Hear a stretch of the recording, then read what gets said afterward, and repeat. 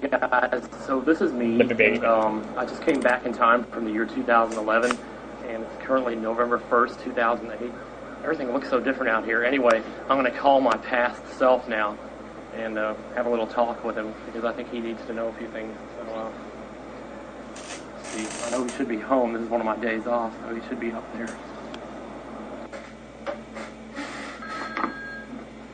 Hello. Hey, man. Yeah, man, you sure sound an awful lot like me. Yeah, it's your future self. I came back from the year 2011. I know, it sounds a little crazy. Yeah, so, what's up? Oh, not much. Just wanted to see how you were. Well, if you're my future self, you should know already, right? Yeah, I guess that's true. Hey, have you seen how Lost ends? Oh, yeah, I've seen it, alright. Dude, so what happens? Well, dude, I'm not gonna tell you. I mean, I'll be honest, I kind of have mixed feelings. I mean, the show's over now, so there's, no more watching Lost. That kind of sucks, but the ending itself, I guess it was a little bit of a surprise. Yeah, so what about season 4? What about that first episode? How's that? Oh, the beginning of the end? Yeah, it's awesome. Man, I wish I could come back and relive and watch it for the first time with you again. Well, you can if you want.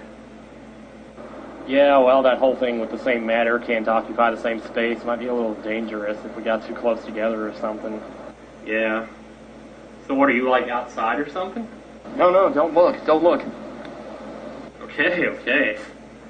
So you're okay? You haven't had, like, any heart attacks or got pulled over by the cops or anything? No, actually, there is one day that you get pulled over for speeding on Bell Street on January 25th of 2009. You might want to take a different way to work that day or watch your driving or something. You can't be serious. Yeah, I guess I'll just mark my calendar or something. Anything else I need to know? Are you still doing YouTube videos? Yeah, I'm still on YouTube. Cool. So how many subscribers you got? Well, here's the thing. In about a month, your account is going to get suspended. What? When? Why? Oh, no, wait. Oh, no, it gets worse than that. See, what happens is, after it happens, you're going to be so mad about it that you're going to go to work one day and you're going to spout off to somebody. It's going to cause you to get fired. And then you're going to get kicked out of your apartment and you're going to try to commit suicide. Are you kidding? Does it work? Dude, I'm still here. What do you think? Oh, man. So what are you doing now? Sorry, you're going to have to find out that part for yourself. No man should know too much about his own destiny. That was a close one.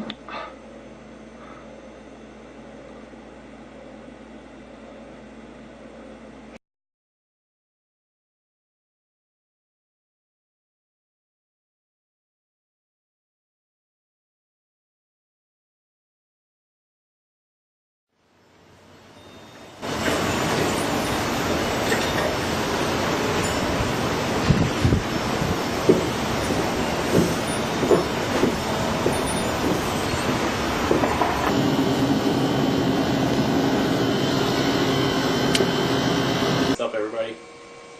And I felt the need to kind of get this off my chest, so I'm going to take a stab at it. Up until about 2 weeks ago, I was a huge anti-science advocate. I refused to believe what science wanted to tell us. I tried to make videos about it, but I didn't really get one I was happy with. Because I guess a lot of the reason I couldn't post any of those videos I tried to make about it is because they were mostly straw man stuff, stuff about just assuming that I knew what science was out to do. But in the end, we have this big war between science and religion right now. Science is telling you, that pretty much that there is no God, there is no afterlife, there is no spiritual energy or anything external from your brain dictating what you do or how you feel or who you are. And I didn't want to believe that because, when I listen to a song that I love and I get tears in my eyes, and these are just specific examples that I've rehearsed a million times, so that's why they sound fake. But, like, for instance, a couple weeks ago, I was sitting at my sister's house, and my 5-year-old niece, she just ran up to me and she threw her arms around me and she said, "I love you." And science would have you believe that it's only because of chemicals that I was happy when she did that. Science would have you believe that there was nothing there other than a chemical reaction. Because that's what we do.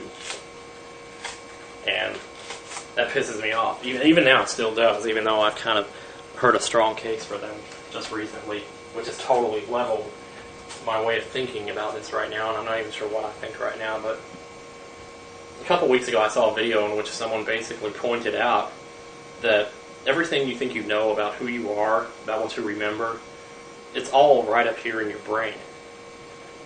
And you can basically prove that by looking around at these people who get in car accidents and sustain brain injuries or get brain tumors.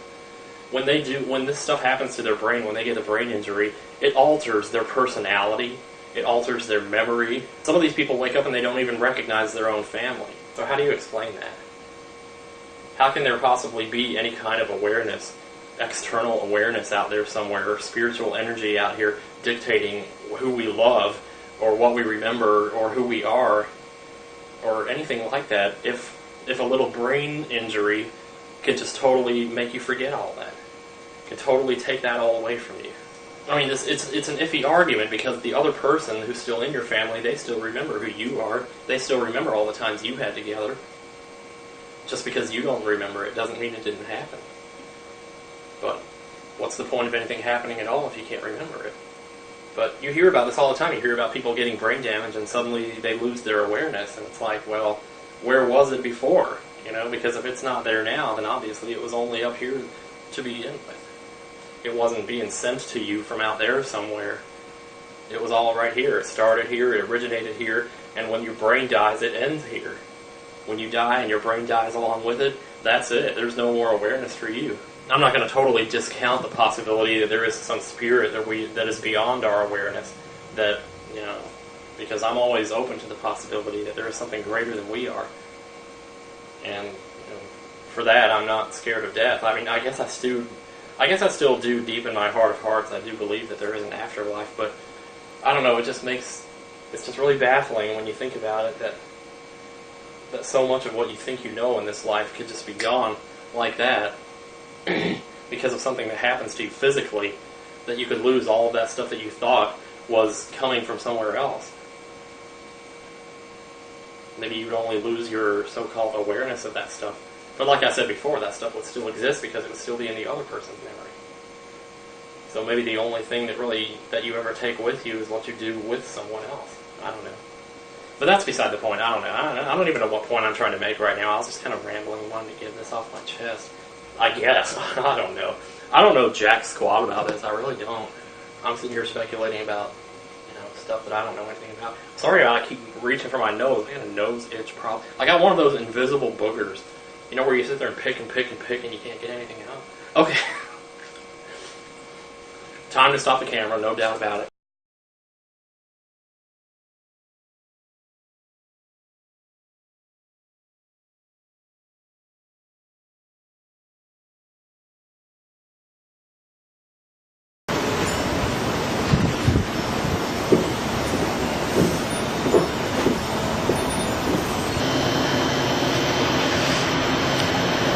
This should be interesting.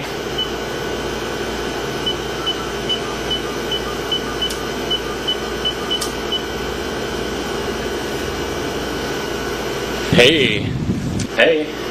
Hey, man. Nice talking to you again. You too, I guess. So how much do I weigh in 2011? About the same, pretty much. No doctor visits, no heart attacks, nothing like that. You're still alive and kicking. Oh, thank God. Wait a minute, did you just say thank God? Yeah. Oh, you're still holding out for that? Holding out for what? What, you telling me I'm going to be in that atheist mob mentality in 2011? No, trust me, religion is still the mob mentality, even in 3 years. So then I really do stop believing, don't I? Well, don't sound so disappointed, jeez. But why would I? Is something bad about to happen? Would it make you stop believing if it did? I doubt it. Okay, then it must be something else, right? God, why do I always have to play these games with everybody? 3 years and I ain't changed a bit. Just wait till you shed that security blanket, man. Just you wait. Well, did it really weigh you down so much? Yeah. And now that you know this truth, it doesn't bore you? Bore me? Shit, no. Well, you ever hear that expression, life is a journey, not a destination? Yeah. And so if you did find the truth, wouldn't that be sort of like reaching the destination, the end of the process? Victory, so to speak? Well, I don't know if I'd call it victory, but... So what do you do once you get there? You just sit on top of it and just point and laugh at everyone who hasn't gotten there yet? Just sit there and say, I'm right, I'm right, I'm right? I mean, talk about a security blanket. You know what? Cut the straw man bullshit, alright? I thought you'd gotten over that by 2008. Well, maybe you should have called your 2009 self then. Yeah, what's the bloody point? We just agree on everything then. And that would make you even more sheeple than us now, wouldn't it, if everyone just agreed to one gigantic mathematical truth? Hey, I thought of that 3 years before you did, asshole. And you know what? What? I said to hell with it. I said I'm fine being among the sheeple. Because what's the point of being a rock star when you got no audience? Okay, let me see if you figured this one out then. Can you prove that logic exists? Oh my god, don't even play that card on my ass right now. Just don't do it. I'm serious, can you prove that logic exists? No, why the hell should I? But you believe that it exists, right? Even though I can't see it, feel it, touch it, yeah. You know what? I thought of that 3 years ago. You're not telling me anything I don't know here.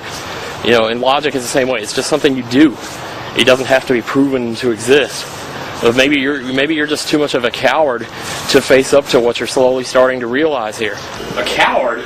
I'm not the one hiding behind some stone-cold, lifeless, mathematical, irrefutable truth / logic. I'm the one who's actually taking a risk, taking a chance on something. I mean, what's the worst that could happen? Well, for starters, you could die and face an eternity knowing that you were wrong. I mean, can't you see? That's the beauty of it. Just take all those burdens and flush them down the toilet, man. Just flush. And what about justice? Justice? Well, what about it? Do you think justice is being served in this world as we see it now? Not even 10% of it. Okay then, but if there is no afterlife, there's no justice, right? Yeah, kind of a drag, isn't it? And that's really what you want to believe.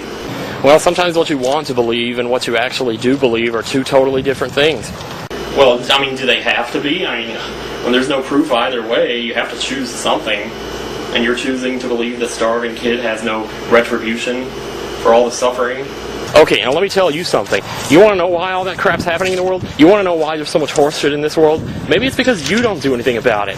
Because you just sit back and say you can feel better about it because you think, well, everything's going to be okay in the afterlife. And because it doesn't really matter how much they suffer here, they'll get their just desserts in the afterlife anyway, right? Oh, I can't control all that.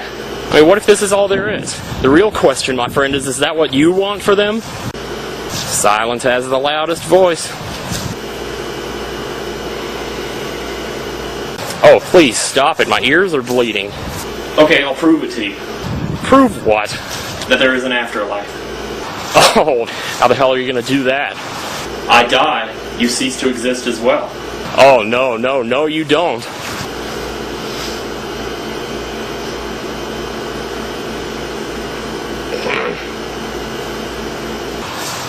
Tim! Stop it! Tim!